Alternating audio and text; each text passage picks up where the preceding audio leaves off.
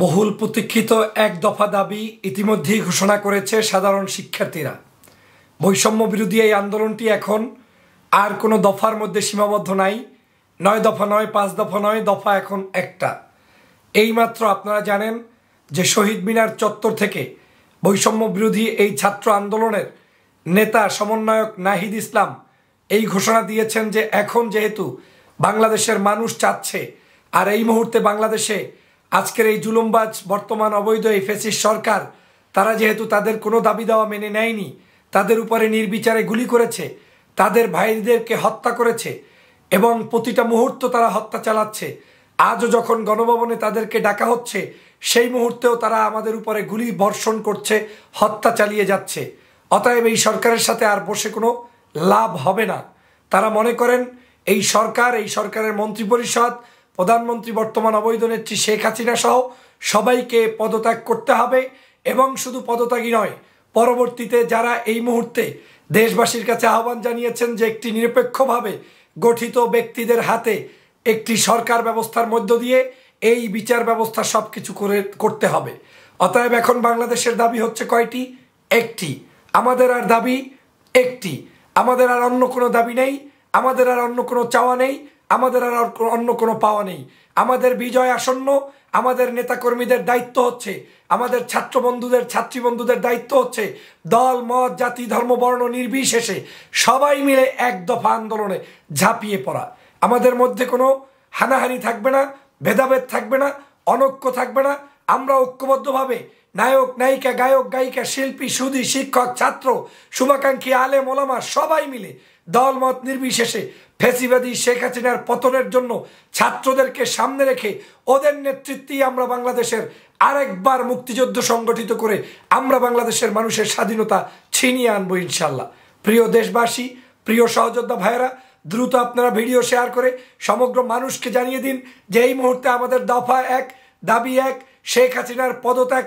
অতএব এই এক দফা দাবি যতক্ষণ পর্যন্ত এরকম ভি চিহ্ন আমরা দেখাতে না পারবো, ততক্ষণ পর্যন্ত আমাদের এই একের আন্দোলন চলবে। যখন এই ভি হবে, আমরা যখন বিজয় চিহ্ন দেখাতে পারবো, ভিক্টোরি দেখাতে পারবো, তখনই আমরা কেবলমাত্র এই আন্দোলনকে স্তব্ধ করব, বন্ধ করব। তার আগে এই আন্দোলন বন্ধ আর হবে না। আমি শ্রদ্ধা জানাই, স্যালুট জানাই নাহিদদের প্রতি কৃতজ্ঞতা, তাদের সকল ভাইদের প্রতি কৃতজ্ঞতা যে আজকে তারা সাধারণ মানুষের আবেগ অনুভূতি বাস্তবতা অনুধাবন করে সত্যিকার অর্থে বাংলাদেশের ছাত্ররা যেভাবে 52 ভাষা আন্দোলন করেছে, 71-এ মুক্তিযুদ্ধ করেছে, সেই টকবগে যুবকরাই আবার নতুন করে ফিরে এসে বাংলাদেশের মেহনতি মানুষের ভাগ্য পরিবর্তনের জন্য মাঠে নেমেছে। আমাদের এই খুনি হাসিনার কাছে আর কোনো চাওয়া পাওয়া নেই, আমাদের এই ফেসিবাদের কাছে আর কোনো চাওয়া পাওয়া নেই। আমরা ওদের কাছে আর কিছু চাবো না। এখন ওদের থেকে দেনা পাওনা বুঝে নেওয়ার সময় এসেছে। দেশ থেকে কাউকে পালাতে দেবেন না। এই দেশ থেকে কোনো চোর ডাকাত গুন্ডাদেরকে দেশ ত্যাগ করতে দেওয়া হবে না। বাংলাদেশের সবাই মিলে আমরা এই দেশটাকে রক্ষা করব এবং আমাদের দেশের নাগরিকদের অধিকার প্রতিষ্ঠিত করব ইনশাল্লাহ।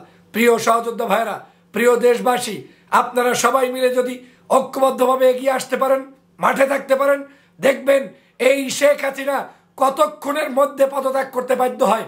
সে টাইমার দেওয়ার সময় নাই, যে কোনো মুহূর্তে তার পদত্যাগ হতে পারে।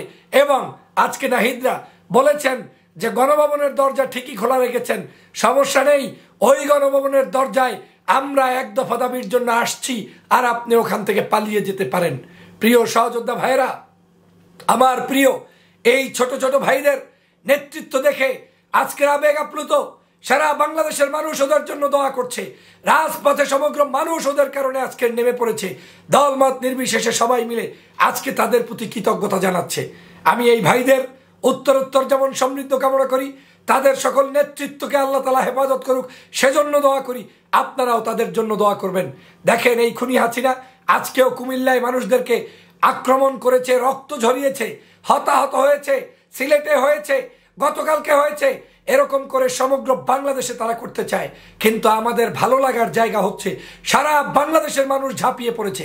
আজকে আপনি চট্টগ্রামের যদি ছবি দেখেন, আজকে যদি ঢাকা শহরের ছবি দেখেন, আজকে যদি শহীদ মিনারের ছবি দেখেন, আজকে এভাবে করে বাংলাদেশের বিভিন্ন প্রান্তের যদি ছবি দেখেন, দেখবেন যে প্রত্যেক জায়গায় মানুষ আর মানুষ, মানুষ আর মানুষ একটি ছোট্ট দুধের বাচ্চা থেকে শুরু করে আজকে রাজপথে নেমে গিয়েছে বয়োবৃদ্ধ সকল নারী পুরুষ ঐক্যবদ্ধভাবে।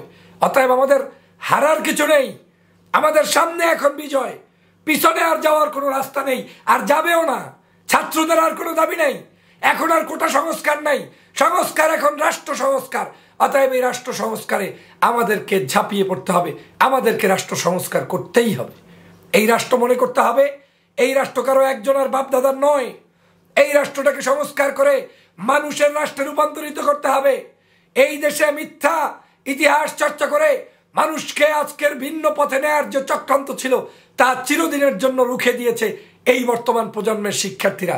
তোমরা তাদেরকে ভুলিয়ে রাখতে পারোনি, তোমরা তাদেরকে আটকিয়ে রাখতে পারোনি, তোমরা তাদের সাথে ধান্দাবাজি বিভিন্ন ধরনের শিক্ষা দিয়ে তাদেরকে কিছু করতে পারোনি।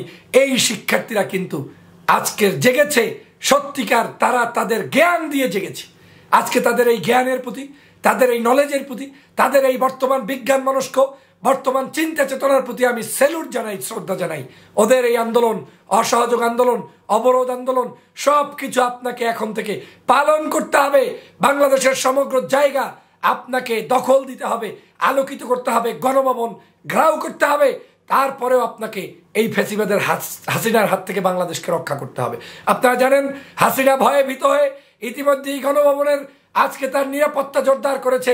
তার ওই সুইমিং পুল জনগণ ব্যবহার করবে এইটা তিনি জেনে গিয়েছেন। তার ওই জায়গায় গিয়ে ছাত্র জনতা উল্লাস করবে এটা শেখ হাসিনা জেনে গিয়েছেন। যে কারণে এই মুহূর্তে শেখ হাসিনা মহা বিপদের মধ্যে পড়ে আজকে আবার আহ্বান জানাচ্ছেন যে আমি কাউকে মারবো না, পিটাবো না, আমি জেল থেকে সবাইকে মুক্ত করে দিব, তোমরা গণভবনে আসো, তোমাদের দাবি আরো আছে, আমি পালন করব, মেনে নিব।